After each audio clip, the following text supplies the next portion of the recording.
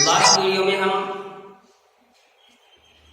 सर्वनाम का चैप्टर पढ़ रहे थे और हमारा जो सर्वनाम का चैप्टर था वह पूरा हो गया था। आज हमारा चैप्टर रहेगा विशेषण। आज हम विशेषण के बारे में पढ़ेंगे। तो आज का हमारा अध्याय है विशेषण।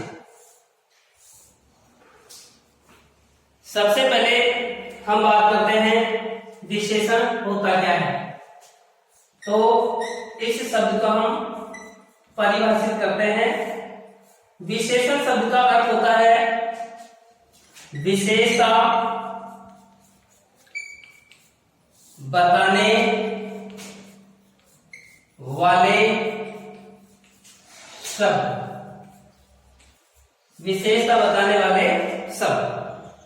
देखिए, एक विकारी शब्द होता है संज्ञा,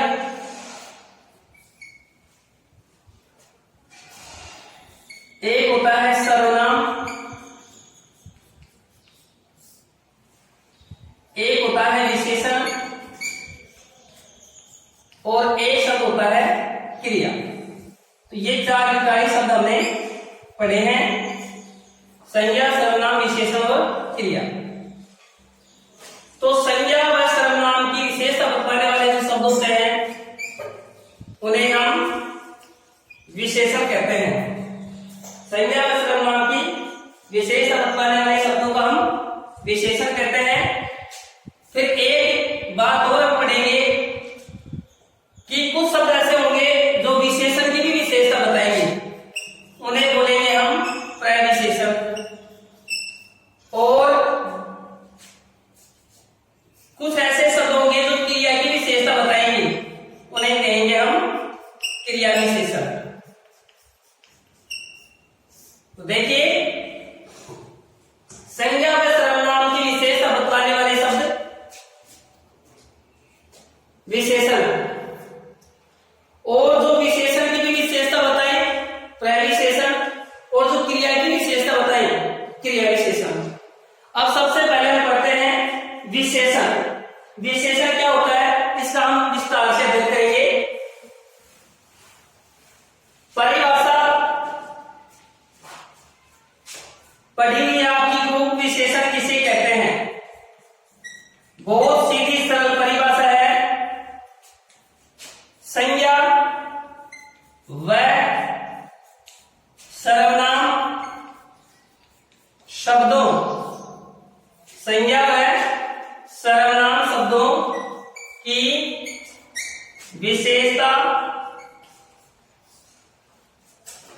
बतलाने वाले शब्दों को विशेषण कहते हैं। शब्दों को विशेषण कहते हैं। अब इस परिभाषा को एक बार हम गौर से देखेंगे। संज्ञा व सर्वनाम की विशेषता बतलाने वाले शब्दों को हम विशेषण कहते हैं। परिभाषा सरल है, आनंद फानंद में हमने परिभाषा बोल दी, लेकिन परिभाषा को रटना अलग बात है और किसी भी बात को समझना है वह दूसरी बात है। तो इसको केवल एक सैद्धांतिक तरीके से हमें नहीं पढ़ना है, केवल इसके नियम ही नहीं पढ़ने हैं, व्यवहारिक तरीके से भी हमें विशेषण को समझना है।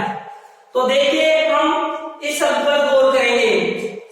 संज्ञा व सर्वनाम की शब्दों की विशेषता बतलाने वाले शब्दों को, अर्थात वे शब्द जो संज्ञा व सर्वनाम की विशेषता बतलाते हैं। अब ये तो हमें पता चल गया कि संज्ञा व सर्वनाम की विशेषता बतलाने वाले शब्दों को हम विशेषण कहते हैं, लेकिन संज्ञा व सर्वनाम की विशेषता क्या होती है। ध्यान देने की बात यही है कि विशेषता क्या होती है। विशेषता में क्या होता है संज्ञा सर्वनाम का। तो संज्ञा व सर्वनाम की विशेषता बतलाने वाले शब्दों को हम विशेषण कहते हैं। यहां तक तो सही है, लेकिन विशेषता में हम संज्ञा व सर्वनाम शब्द का क्या बताएं, क्या बताएं हम संज्ञा सर्वनाम का। विशेषता में संज्ञा सर्वनाम की क्या क्या चीजें बताई जाती हैं।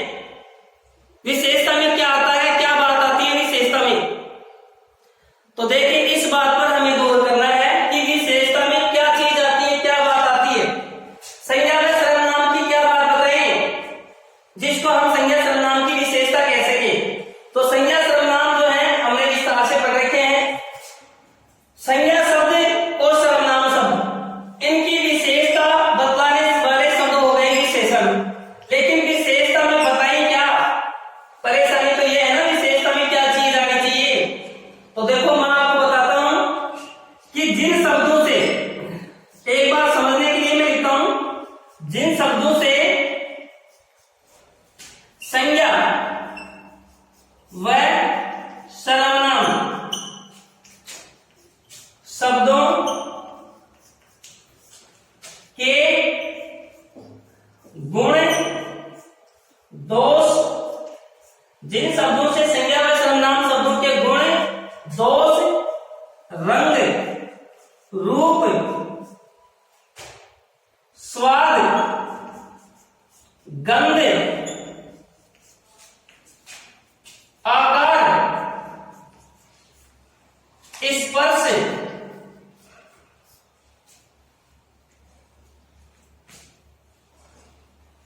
संख्या, वजन, माप, मात्रा,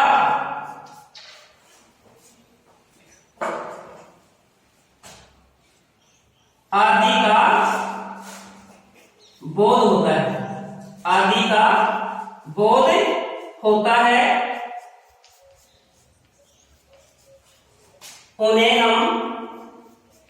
उन्हें हम विशेषण कहते हैं। ये लो अब इसकी दूसरी परिभाषा और आ गई। तो ये परिभाषा जो है ये हमें विशेषण को अच्छे से समझने में मदद करेगी। पहली परिभाषा में ये पढ़ी कि संज्ञा व सर्वनाम शब्दों की विशेषता बतलाने वाले शब्दों को विशेषण कहते हैं। लेकिन ये मात्र एक हो गई मन को संतुष्ट करने वाली बात, क्योंकि एक सैद्धांतिक बात हो गई। व्यावहारिक बात क्या हुई कि संज्ञा व सर्वनाम शब्दों की विशेषता बतलाने वाले शब्दों को तो हम विशेषण कहते हैं। लेकिन विशेषता में संज्ञा व सर्वनाम की क्या क्या चीज बताई जाती है, विशेषता के अंतर्गत क्या क्या बातें आती है, हमें जानकारी देना है कि विशेषता के अंतर्गत क्या क्या बातें आती है। तो देखो विशेषता के अंतर्गत संज्ञा व सर्वनाम के गुण आते हैं।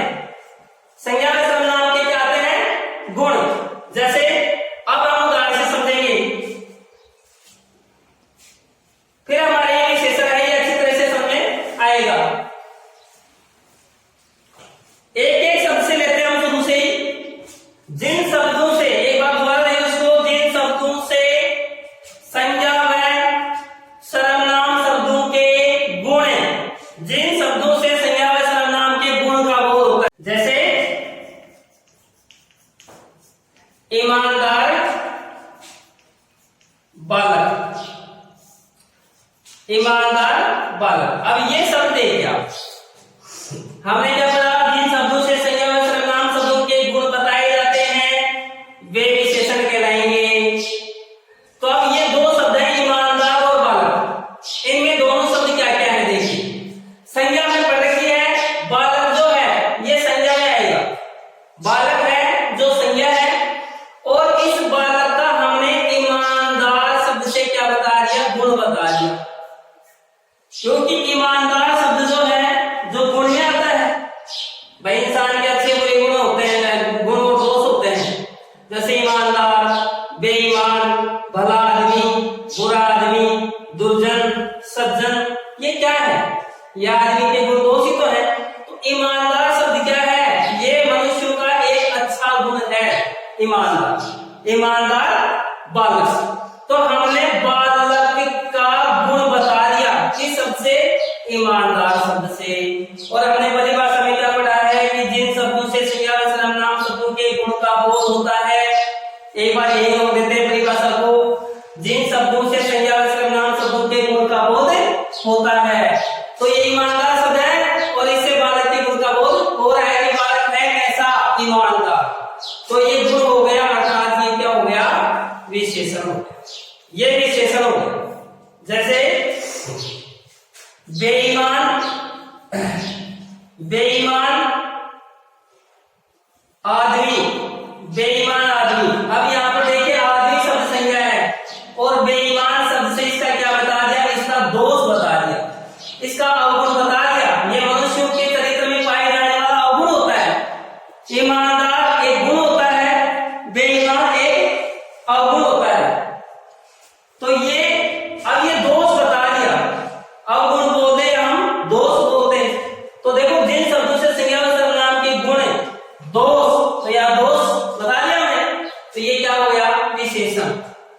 ये संज्ञा हो गई और ये विशेषण हो गया।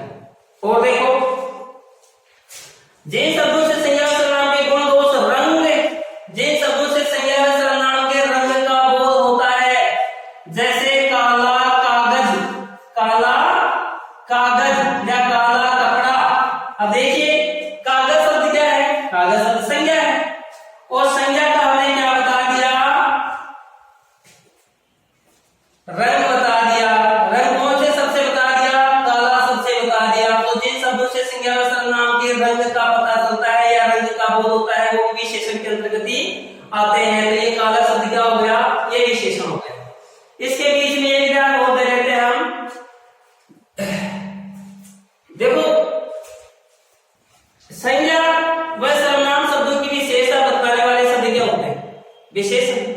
तो एक शब्द तो है जो विशेषता बता रहा है, वह तो विशेषण हो गया, और जिसकी विशेषता बता रहे हैं वह वैसे तो संज्ञा व सर्वनाम ही होता है, लेकिन उसको विशेषण की अवस्था के अंदर उसको विशेष्य कह सकते हैं। जैसे बालक है, ये संज्ञा है वैसे, लेकिन इसके साथ विशेषण शब्द आ गया ना, तो हम इसको विशेषण और विशेष्य भी कह सकते हैं। अर्थात जिन शब्दों की विशेषता बताई जाती है, तो विशेषता किनकी बताई जाती है, संज्ञा व सर्वनाम शब्दों की, तो इनके साथ जो विशेषण शब्द आ जाता है तो संज्ञा व सर्वनाम शब्दों को हम विशेष्य कह सकते हैं। और जिस शब्द से विशेषता बताई जा रही है वह क्या हो जाता है, वह विशेषण हो जाता है। तो देखिए जिन शब्दों, अभी जितने भी कलर्स नेम हो गए, रंगों के नाम, ये सारे के सारे विशेषण शब्द होते हैं। तो देखिए रूप, जैसे सुंदर, सुंदर राजकुमार, तो राजकुमार शब्द क्या है, संज्ञा है। राजकुमार शब्द क्या है, संज्ञा है। और इस संज्ञा का हमने यहाँ पर सुंदर शब्द से क्या बता दिया, इसके रूप का बोध हो गया, रूप बता दिया, रूप कैसा है, सुंदर राजकुमार। तो देखिए जिन शब्दों से गुण का बोध होता है वे भी विशेषण कहलाते हैं, जिन शब्दों से संज्ञा व सर्वनाम के दोष का बोध होता है वे भी विशेषण शब्द कहलाते हैं, जिन शब्दों से संज्ञा व सर्वनाम के रंग का बोध होता है वे भी विशेषण शब्द कहलाते हैं, जिन शब्दों से संज्ञा व सर्वनाम का रूप का बोध होता है वे भी विशेषण कहलाते हैं, जिन शब्दों से संज्ञा व सर्वनाम के स्वाद का बोध होता है, जिन शब्दों से संज्ञा व सर्वनाम शब्दों के स्वाद का बोध होता है। देखिए जैसे मीठा आम, मीठा आम, तो आम क्या है, आम संज्ञा है, आम क्या है, संज्ञा। और मीठा शब्द से हमने इसका क्या बता दिया, इसका स्वाद का बोध करा दिया, स्वाद कैसा है, मीठा। जैसे खट्टा नींबू, खट्टा नींबू, तो नींबू क्या है, नींबू संज्ञा है, और खट्टा शब्द से हमने इसका क्या बता दिया, खट्टा शब्द से हमने इसका स्वाद बता दिया। तो ये खट्टा शब्द है, ये भी विशेषण हो गया, मीठा शब्द है, ये भी विशेषण हो गया। जैसे कड़वा करेला या कड़वा नीम, अब नीम क्या है, नीम शब्द संज्ञा है, नीम शब्द संज्ञा है, और कड़वा जो शब्द है इसका क्या है, स्वाद है, इसका कड़वापन, नीम का स्वाद है कड़वापन, तो ये शब्द क्या हो गया, विशेषण हो गया। तो देखिए हम आगे बढ़ते जा रहे हैं, जिन शब्दों से संज्ञा व सर्वनाम के गुण का बोध होता है, जिन शब्दों से संज्ञा व सर्वनाम के दोष का बोध होता है, जिन शब्दों से संज्ञा व सर्वनाम के रंग का, रूप का, स्वाद तक आ गए। अब एक बात जो है वो हो सकता है आपके मस्तिष्क में उठ रही होगी कि मैं यहाँ संज्ञा शब्दों का उदाहरण दे रहा हूँ लेकिन सर्वनाम का नहीं, क्योंकि परिभाषा क्या है, संज्ञा व सर्वनाम शब्दों की विशेषता बताने वाली। तो सर्वनाम बोलो, जैसे वह ईमानदार है, वह ईमानदार है। अब देखिए हमने यहाँ बोला था ईमानदार बालक, तो बालक शब्द संज्ञा था, अब हमने यहाँ क्या कर दिया, वह ईमानदार है, तो वह शब्द क्या है, सर्वनाम, और सर्वनाम शब्द का आपने गुण बता दिया। तो संज्ञा का गुण बताएं या सर्वनाम का, बात ये संज्ञा व सर्वनाम की विशेषता बताने वाले शब्दों को हम ये सारे के सारे, जैसे हमने संज्ञा शब्दों के आगे विशेषण शब्द लगा करके हमने समझा है, तो हम सर्वनाम शब्दों को लगा करके भी ऐसे ही समझ सकते हैं। तो देखिए आगे चलते हैं हम, जैसे गंध, जिन शब्दों से संज्ञा व सर्वनाम की गंध का बोध होता है, गंध जैसे सुगंधित, सुगंधित तेल, सुगंधित तेल, तो तेल शब्द क्या है, संज्ञा है, और इस शब्द से सुगंधित से हमने इसका क्या बता दिया, इसकी गंध बता दी, क्या बता दी, जैसे बदबूदार पानी, जैसे बदबूदार पानी, बदबूदार पानी, तो पानी शब्द क्या है, पानी शब्द तो संज्ञा है, और बदबूदार से हमने इसका क्या बता दी, इसकी गंध बता दी, क्या बता दी, इसकी गंध। तो गंध बताने वाले शब्द भी विशेषण में आते हैं। अब चलिए आकार पढ़ सकते हैं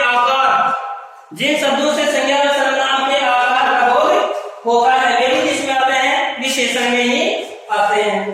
अब आकार के हम उदाहरण लेते हैं, क्योंकि केवल परिभाषा याद करके फिर भेद लिख करके भेदों के नाम याद कर लें, ये क्या है? ये केवल औपचारिकता है। विशेषण है ये छोटी कक्षाओं तक तो हो सकता है उचित है, क्योंकि छोटी कक्षाओं में ये पूछते हैं कि भाई विशेषण की परिभाषा बताओ, या उसके एक दो उदाहरण पूछ लिए, या उसके भेद के नाम पूछ लिए, लेकिन इतना पढ़ने मात्र से काम करने वाला नहीं है जब तक इसको व्यावहारिक तरीके से समझेंगे नहीं।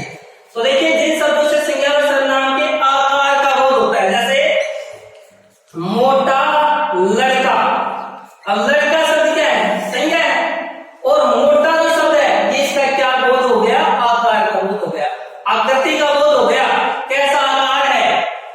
जैसे चौकोर, चौकोर लकड़ी, चौकोर लकड़ी, तो लकड़ी शब्द संज्ञा है, चौकोर से हमने इसका क्या बोध करा दिया? आकार का, आकार। जैसे गोल बेलन, तो बेलन शब्द संज्ञा है, और गोल शब्द से हमने इसकी क्या बोध करा दिया? आकार का। तो देखिए आगे चल रहे हैं, हम बढ़ रहे हैं। जिन शब्दों से संज्ञा व सर्वनाम के गुण, दोष, रंग, रूप, स्वाद, गंध, आकार, अब स्पर्श पर आते हैं। जिन शब्दों से संज्ञा व सर्वनाम के स्पर्श का बोध होता है वे भी विशेषण में आते हैं। स्पर्श, जैसे गरम लोहा, गरम लोहा, तो लोहा शब्द संज्ञा है, और उस पर स्पर्श किया तो पता चला कि गर्म है, ये गर्म है, ठंडा है, खुरदरा है या चिकना है।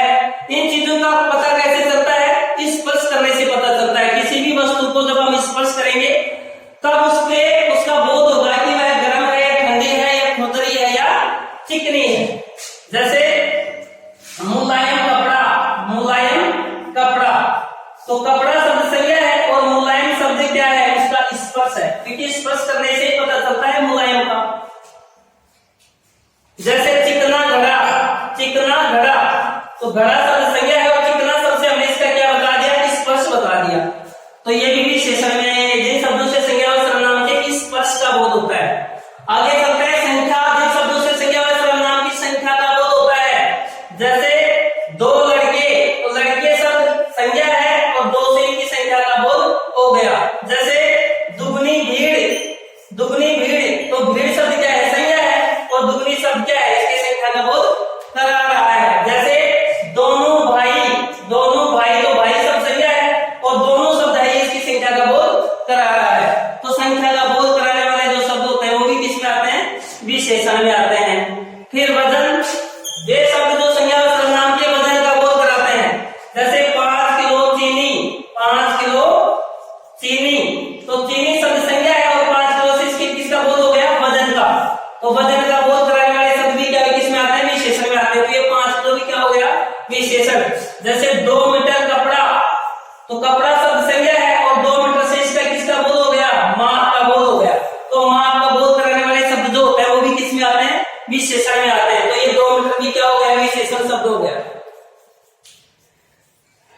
मात्रा, जैसे 4 लीटर दूध, 4 लीटर दूध, तो दूध शब्द संज्ञा है, और 4 लीटर से इसका क्या बता दिया? इसका नाम है, इसकी मात्रा का बोध करा दिया कि दूध कितना है। तो जिन शब्दों से संज्ञा व सर्वनाम के नाम, मात्रा या तोल का बोध होता है, तो जो द्रव पदार्थ होते हैं उनके मात्रा या नाप होता है, और जो दूरी होती है, दूरी, उसको भी मापा जाता है,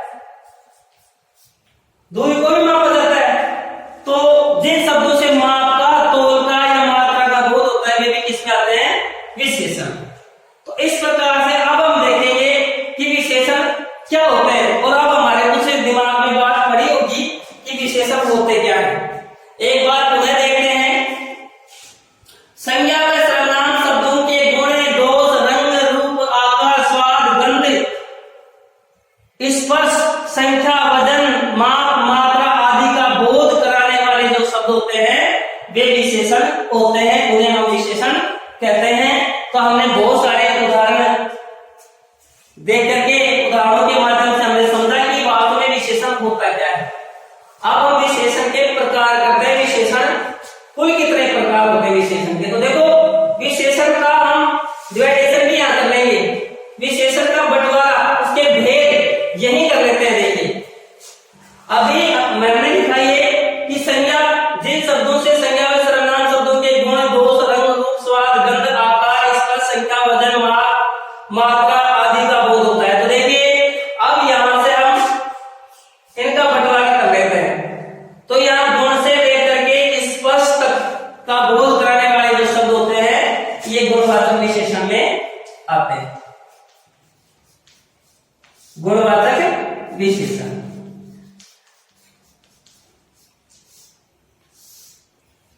ये गुणवाचक विशेषण में आते हैं। कौन कौन सी चीजें? जिन शब्दों से संज्ञा व सर्वनाम के गुण, दोष, रंग, रूप, स्वाद, गंध, आकार, स्पर्श का बोध होता है वे गुणवाचक विशेषण के अंतर्गत आते हैं। एक बार परिभाषा करते हैं। जिन विकारी शब्दों से, क्योंकि विशेषण भी विकारी होते हैं, जिन विकारी शब्दों से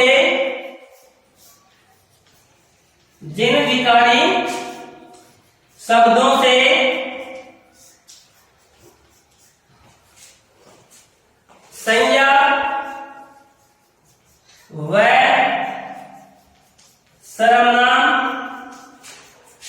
शब्दों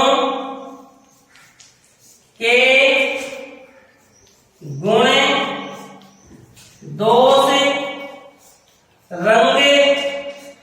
रूप, स्पर्श, स्वाद, गंध, आकार आदि का बोध होता है, आदि का बोध होता है, उन्हें हम विशेषण शब्द कहते हैं। उन्हें हम विशेषण शब्द कहते हैं।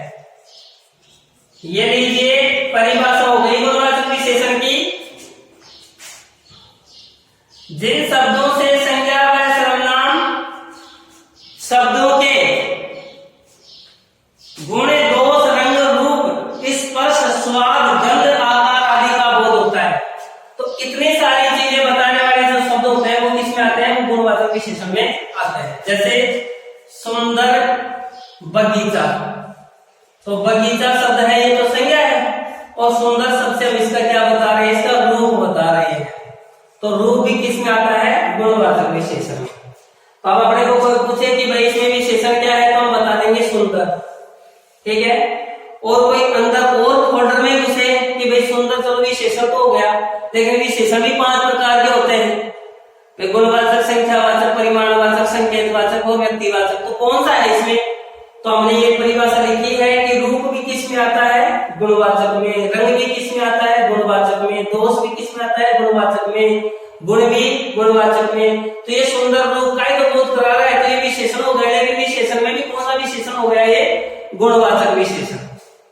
जैसे गर्म लोहा, तो लोहा शब्द का भी स्पर्श का बोध करा रहे हैं गर्म शब्द से, तो गर्म शब्द हो गया विशेषण। विशेषण तो हो गया, लेकिन कौन सा विशेषण हो गया? गुणवाचक हो गया, क्योंकि स्पर्श भी किस में आता है? गुण में आता है। जैसे खट्टा नींबू, खट्टा नींबू, तो नींबू शब्द जो है ना, जो मान लीजिए संज्ञा है, और खट्टा जो है ये इसका स्वाद का बोध करा रहा है, तो खट्टा विशेषण हो गया। लेकिन अंदर और फोल्डर में घुसे तो भी विशेषण कौन सा हो गया? गुणवाचक विशेषण हो गया। ऐसे ही जैसे मोटी लकड़ी, तो देखो ये आकार हो गया ना, तो आकार भी किसमें आता है? गुणवाचक में आता है।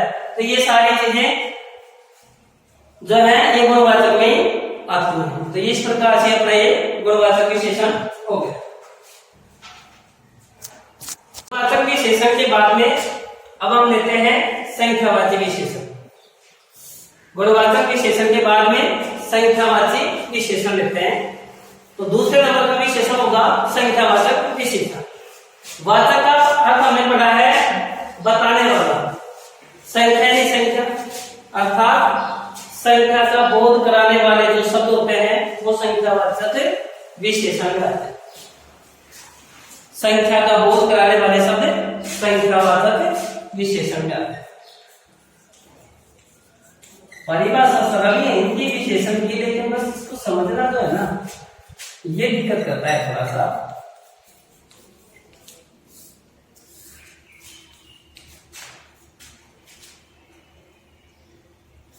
संज्ञा व सर्वनाम शब्दों की संख्या, संज्ञा व सर्वनाम शब्दों की संख्या का बोध कराने वाले शब्दों को संख्यावाची विशेषण कहते हैं। परिभाषा में तो दिक्कत नहीं हो रही है, लेकिन अब इसको हम समझते हैं। संज्ञा व सर्वनाम शब्दों की संख्या का बोध कराने वाले शब्दों को संख्यावाची विशेषण कहते हैं। जैसे वे 5 आदमी, वे 5 आदमी बैठे हैं, ये वाक्य है। तो देखिए वे शब्द तो क्या है, वे शब्द है सर्वनाम। पहले भी शब्द को लेते हैं, जैसे 5 आदमी, तो आदमी की संख्या का बोध कौन से सबसे हो रहा है, 5 से, तो 5 जो है ना ये विशेषण हो गया। तो विशेषण भी कौन सा हो गया, संख्यावाचक विशेषण हो गया, क्योंकि संख्या का बोध करा गया है। तो वैसे हम समझ रहे हैं नॉर्मली संख्या क्या होती है, भाई संख्या का बोध कराने वाले जो शब्द होते हैं वो संख्यावाचक विशेषण होते हैं। लेकिन संख्या जो होती है ना, संख्या का बोध भी कई प्रकार से होता है, संख्या भी ये भी कई रूप होते हैं, तो वो हम पढ़ते हैं संख्या के रूप। जैसे संख्या के 4 रूप बताए गए हैं विशेषण में। तो एक होता है गणनावाचक, गणनावाचक, और दूसरा होता है क्रमवाचक। ये संख्या के रूप में गणनावाचक, क्रमवाचक, और तीसरा होता है आवर्तीवाचक, आवर्तीवाचक, और चौथा होता है समुदायवाचक। तो ये संख्या के रूप है। देखिए आप गणनावाचक में कैसे आता है, जैसे 1 2 3 4 अनंत तक चले जाओ आप, ठीक है। क्रमवाचक में क्या होता है, जैसे पहला, दूसरा, अब ये भी संख्या का ही एक रूप है, तीसरा, चौथा, पांचवा, ऐसे चले जाओ अनंत तक। आवर्ती में क्या होता है, दुगुना, तिगुना, चौगुना, 5 गुना, 6 गुना, ये आगे तक चले जाओ। समुदायवाचक में क्या होता है, दोनों, तीनों, चारों, पांचों, छहों, ऐसे चले जाओ आगे तक। तो इस प्रकार से ये देखिए संख्या के ये रूप हो गए। तो ये कोई सा भी रूप आ जाए, कोई सा भी रूप आ जाए, ये किस में आएगा, संख्यावाचक विशेषण में। संख्या का बोध गणना के रूप में भी हो सकता है, क्रम के रूप में भी हो सकता है, आवर्ती के रूप में भी हो सकता है, और समुदाय के रूप में भी हो सकता है। तो आज हम इस अध्याय को यहीं बीच में विराम देते हैं। कल इसका जो शेष भाग है हम कल पढ़ते हैं, और जो विशेषण के अन्य प्रकार हैं उनके बारे में भी हम अध्ययन करेंगे। धन्यवाद।